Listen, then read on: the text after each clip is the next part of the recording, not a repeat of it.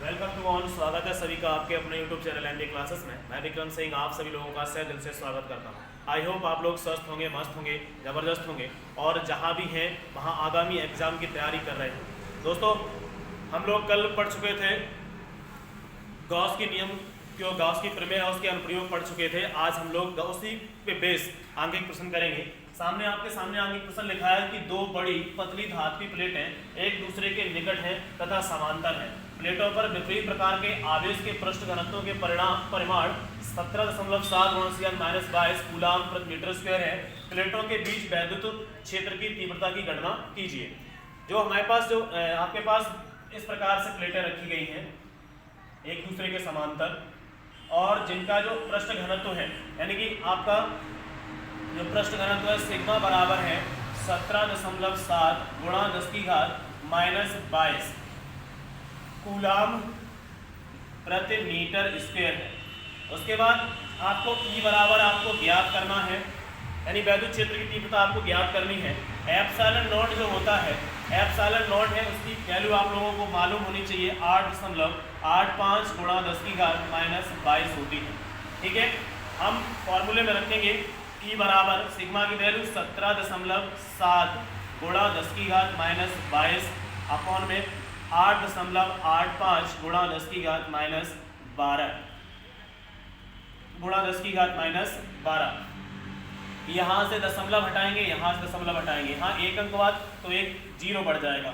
अगर 885 से काटें तो आपका 2 बार कट जाएगा। अगर यहाँ माइनस की है ऊपर जाएंगी पॉजिटिव हो जाएंगी। -12 में से -22 यानी +12 में से -22 घटा देंगे तो E बराबर वैद्युत क्षेत्र जो आपका है 2 × 10 - 10 22 यानी 10 हो गया। 2 × 10 - 10 वैद्युत क्षेत्र की तीव्रता का जो मात्रक होता है वो होता है न्यूटन प्रति कूलम। आई होप आप लोग अच्छी तरह समझ चुके होंगे कि अगर आपके पास कहीं भी अगर दो प्लेटें दे रखी हैं पास रखी गई हैं उनका आवेश का पृष्ठ घनत्व अगर इस प्रकार से है तो उसमें फॉर्मूला E बराबर सिग्मा अपॉन एप्सिलॉन नॉट और जहां एप्सिलॉन नॉट की वैल्यू सदैव समान रहती है 8.85 × 10 - 12 और यहाँ पे जो आपको पृष्ठ घनत्व दे रखा है वो आपको 17.7 × 10 - 22 दे रखा है। तो हम तुरंत उसको फॉर्मूले में पुट करेंगे और आसान तरीके से सॉल्व कर देंगे। ठीक है, इसके अतिरिक्त देखिए आपका अगला जो आंगिक प्रश्न है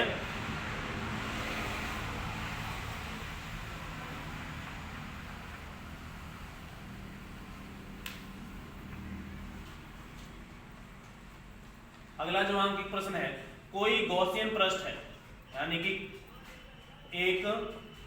कोई गाउसियन पृष्ठ है उस पृष्ठ के भीतर गाउसियन पृष्ठ के भीतर 3q, 4q, -2q, 2q coulomb का आवेश है। कूलाम का आवेश है। उस पृष्ठ से निर्गत कुल फ्लक्स बताना है। फ्लक्स बताइए। ठीक है, जैसे हमने उस दिन बताया था, जैसे मान लो यह आपका किसी भी आकार का गाउसियन पृष्ठ हो सकता है। यह आपका गाउसियन पृष्ठ है और गाउसियन पृष्ठ के अंदर आपका 3q, 4q, -2q और +2q। गाउसियन पृष्ठ जो भी है उसके आपके माइनस का प्लस का है। तो उस दिन जब पहले आपके जो अगला जो लेक्चर था उसमें मैंने बताया था कि अगर जो वैद्युत द्विध्रुव है अगर किसी गाउसियन पृष्ठ के अंदर वैद्युत द्विध्रुव रखा जाए तो उस द्विध्रुव के कारण क्या होता है कि वहां पर वैद्युत निर्गत जो वैद्युत फ्लक्स होता है वो शून्य हो जाता है क्योंकि एक पॉजिटिव और एक नेगेटिव कंडीशन है। तो ऐसे अगर कोई गॉसियन पृष्ठ है उसके अंदर इतना आवेश भरा हुआ है उससे निर्गत फ्लक्स की गणना करनी है तो हम सबसे पहले यह देखेंगे कि कहीं उसमें पॉजिटिव नेगेटिव समान तो नहीं है। पॉजिटिव नेगेटिव यह दोनों कैंसिल हो गए। हमारे पास कितना बचा 3 और 4 7। हमें जानते हैं जो φE होता है गाउस की जो प्रमेय है वो क्या होता है Q/ε0 यानी कि कोई भी आपका किसी जो बद्ध परिपथ है, बंद परिपथ है, उसमें जो आवेश है वह 1/ε0 गुना होता है। ये गाउस की प्रमेय है। तो गाउस की प्रमेय के अकॉर्डिंग आपके पास यहाँ पे कोई पृष्ठ है और पृष्ठ में इस प्रकार तो φe बराबर, अब यहाँ कितना आवेश है 4 और 3 7, यानी कि 7q/ε0, 7q/ε0। सदैव ध्यान रखेंगे पॉजिटिव नेगेटिव अगर समान आ जाते हैं तो तुरंत वहां पे हम पॉजिटिव और नेगेटिव वालों को कैंसिल कर देंगे, पॉजिटिव और नेगेटिव वालों को कैंसिल कर देंगे। ठीक है, आई होप इस प्रकार के आगे क्वेश्चन आप लोग कर सकते हैं। गाउस की प्रमेय जो है उसके अनुप्रयोग में हम लोग यानी कि जो आपका आवेशित अचालक या गोला है, अगर गोले की बात की जाए, आपके पास अगर गोले की बात की जाए, मान लीजिए कोई चालक गोला है, ठीक है, अचालक गोला है, अचालक या आपका चालक, ठीक है। अगर आपके पास कोई इसमें अगर आपका कोई गोला दे रखा है और आपसे पूछा जाए कि इस गोला जो है उसके केंद्र पर, जो गोला है उसके केंद्र पर वैद्युत क्षेत्र कितना होगा, केंद्र पर वैद्युत क्षेत्र कितना होगा या केंद्र पर वैद्युत विभव कितना होगा, आपको 1 नंबर में इस प्रकार से पूछा जाता है।